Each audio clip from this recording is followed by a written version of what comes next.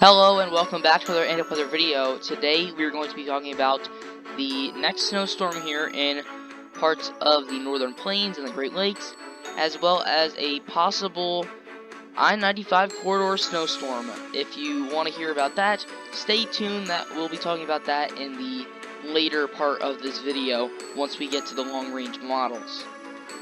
Now, if you like this video, make sure to like, comment, subscribe, and hit the bell. Now let's get right on into it. I am on the National Weather Service page. Now, we already have some winter weather advisories and winter storm watches for this storm. I expect these winter storm watches to be upgraded into winter storm warnings. Now, that is in South Dakota, Minnesota, and Wisconsin. We also have high wind warnings from Montana down to Kansas and east into Iowa.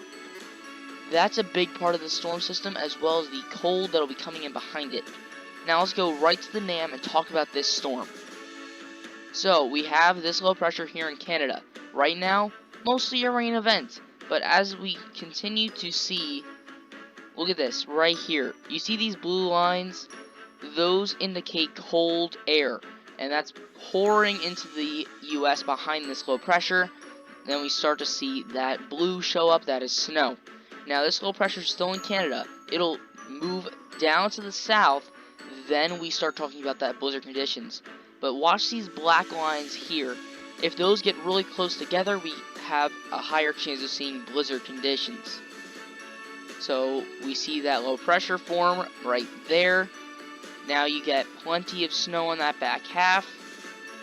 And then you start to see those isobars, as we call them, getting closer and closer together.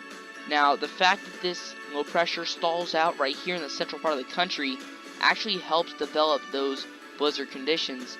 And once that gets through this region, you'll get high snow amounts and possible blizzard conditions from Wisconsin down into Iowa.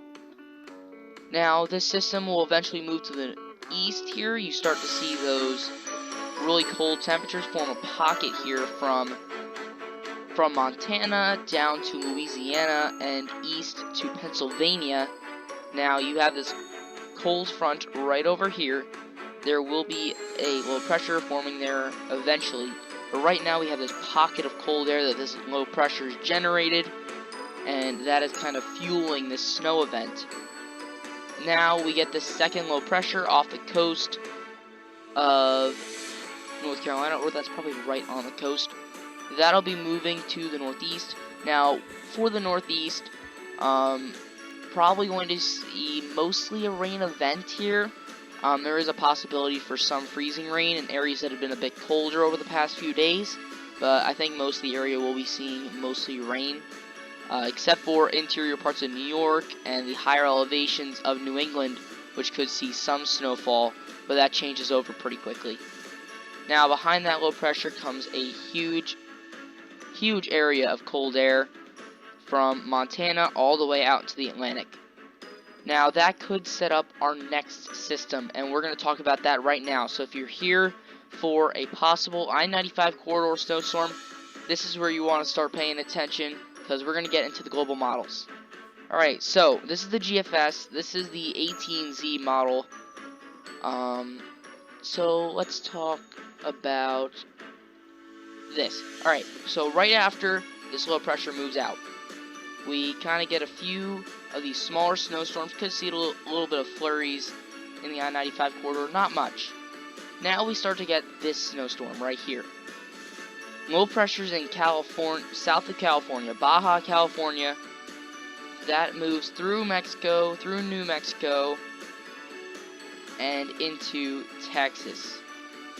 So we have plenty of moisture here from the Gulf of Mexico. We have plenty of cold air in the northern part of the country, and you start to see a major blizzard happen in the plains.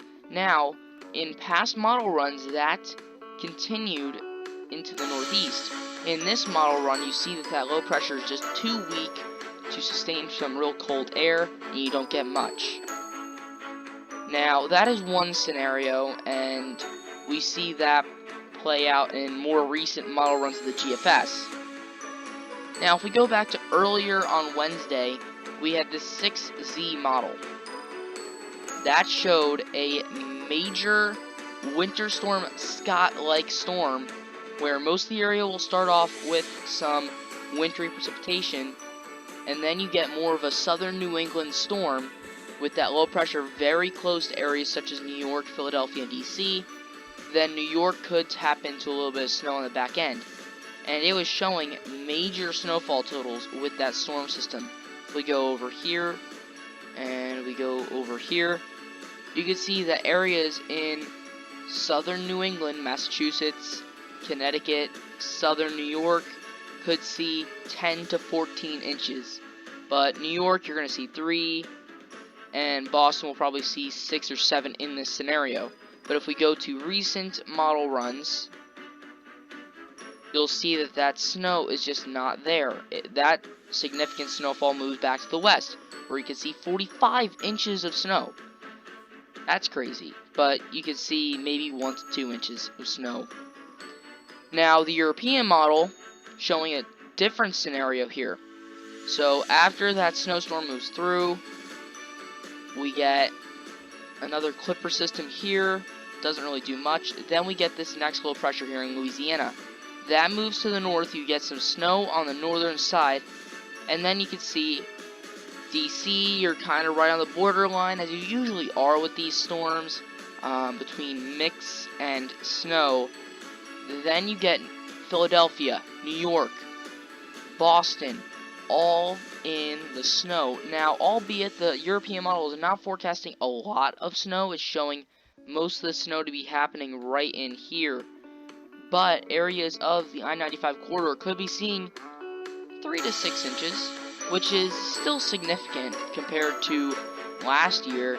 So if we go to snow depth and go all the way out here, you can see most of the snow it has from Kentucky into areas west of DC. And it has, let's actually zoom in on the northeast here, so that we can take a little bit better look at this storm. It's having most of these higher snowfall totals, like DC 5 inches, but take this with a little bit of a grain of salt because you're going to be right on that line of mix. Has Philadelphia getting 4 inches, that's believable. New York getting 2 inches, and Boston getting 1 to 2 inches. Now, up here is the wild card. If this storm system wants to take more of a northern turn, as some of these like to do, or if it goes a little bit further to the north, southern New England and New York City are getting a little bit more snowfall.